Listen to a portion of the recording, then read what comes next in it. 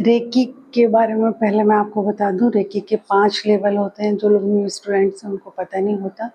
Recce level 1, reiki level 2, reiki level 3 जिसको master level कहते हैं। उसके बाद आपको रेकी में हीलिंग में मास्टरी आ जाती है।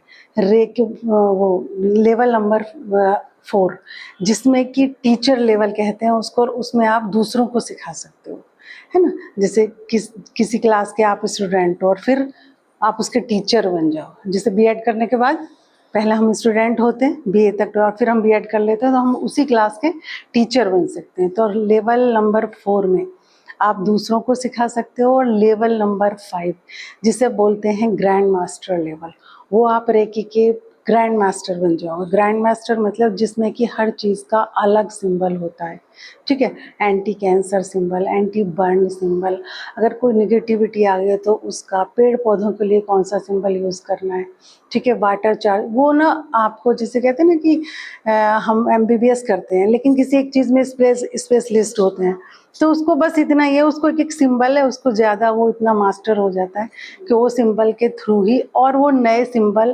क्रिएट भी करना सिखाते हैं। जैसे कि बहुत सारे सिंबल्स मिकाओसू ने हमें मतलब बताए कि ये सिंबल है, लेकिन हम अपने सिंबल भी क्रिएट कर सकते हैं।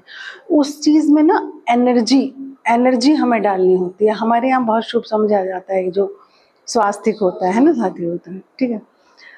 हम उसको भी अपना सिंबल बना के एनर्जी क्रिएट कर सकते हैं, ठीक है ना।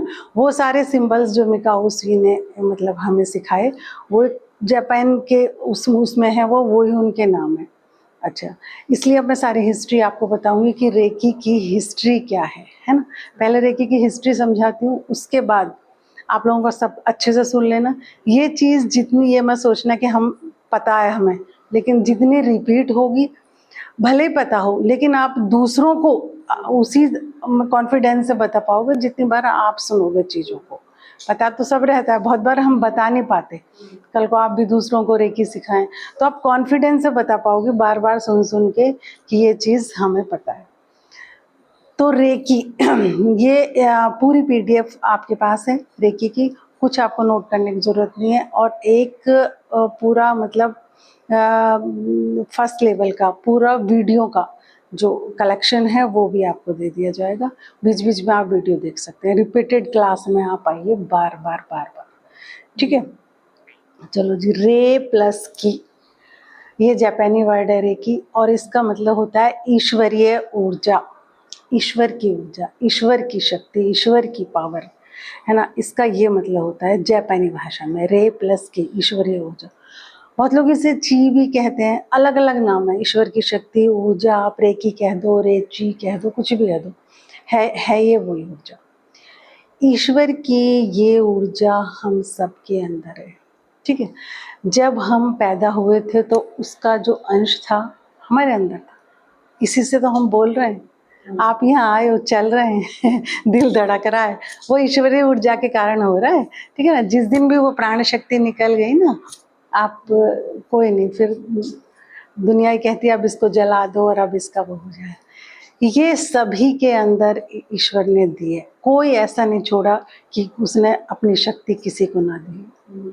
कुछ लोग इस शक्ति का इतना ज़्यादा इस्तेमाल करके, कुछ लोगों ने बहुत बड़े पहुंच गए, बहुत बड़े आविष्कार कर लिए, बहुत बड़े संत पहुंच गए, इतने बड़े बड़े चमत्कार कर दिए उन्हें, हालांकि संत, लेकिन वो इसी ईश्वरीय ऊर्जा का उन्होंने इस्तेमाल किया। कुछ लोगों को पता ही नहीं है, अवेयरनेस ही नहीं है। बीमारी ठीक करना रेकी से तो बहुत छोटा काम है, बहुत छोटा काम। इससे आप बहुत बड़े बड़े काम कर सकते हो। तो किसी को जब हमें पता ही नहीं कि ये शक्ति हमारे अंदर है, तो फिर सबसे पहले तो फिर हम समझेंगे क्या और करेंगे क्या। हम यही सोचते हैं कि नहीं, हमें डॉक्टर ठीक करेगा, हमें वो ठीक करेगा। देखो, हाथ में जरा सा कट लग जाए, कुछ दिनों बाद अपने आप ठीक हो जाता है ना। छोटे से कट को आप डॉक्टर के पास नहीं ले जाते, वो कैसे ठीक हुआ? आपकी अपनी एनर्जी से ठीक हुआ, है ना। दवाई लेने से तो वो ठीक ही नहीं हो, ठीक जब तक दवाई नहीं लेते ठीक नहीं होना चाहिए था वो। पहले लोगों को बुखार आता था, जुकाम होता था, वो दवाई नहीं लेते थे, वो कहते थे कि अरे अपने आप ही ठीक हो जाएगा। लेकिन आज की डेट में हर छोटी सी बात के लिए आप जो दवाई ले रहे हो, ये आप अपनी जीवन शक्ति